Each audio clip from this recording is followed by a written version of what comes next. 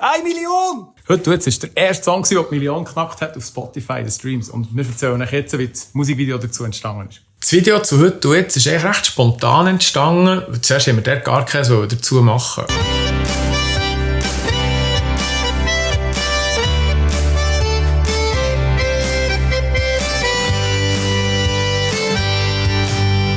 Und dann haben wir von den Radios langsam aber sicher mitbekommen, hey, der Song, der wird gespielt. Und das ist, glaube ich, der bis heute, nach wie vor, am meisten ist gelaufen auf beispielsweise SRF 1.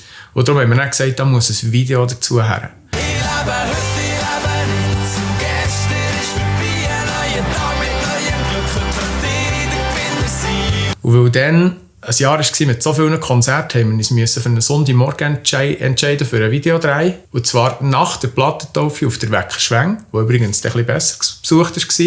Am Morgen hat kaum einer richtig zum Gring ausgesehen. Und es hat keiner wirklich gerne das Video gedreht. Man sieht es, aber wenn man es weiss, sieht man wirklich, wir waren mega müde dann. Darum riskiere ich es lieber heute als morgen. So viel kann doch gar nicht schief gehen.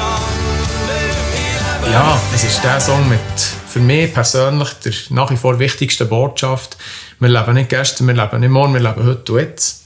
Und das können wir, glaube ich, in diesem Video auch jetzt, die paar Jahre nachher, können wir immer noch sagen, sind wir voll ganz getroffen. Ja, Plattentaufe haben wir 2 gehabt, 2016. Und die Britnau, die eben nicht so gut war. Und dann haben wir noch die Weckerschweng gemacht. Und die Weckerschweng ist bis vor nicht allzu langer Zeit eigentlich ein sehr renommiertes Konzertlokal gsi, wo jenste grosse Namen schon gespielt haben. Entsprechend für uns der Druck irgendwo halt auch gross, dass man das dort machen darf. Ja, der Name hat effektiv auch das gebracht, was wir uns erhofft haben, nämlich eine volle Hütte, eine richtig gute Stimmung und eine würdige Plattentaufe für das Album, was ja dann doch immerhin in die Top 10 geschafft hat von den CH Albumcharts und sich irgendwie 10 Wochen hat mögen paaren.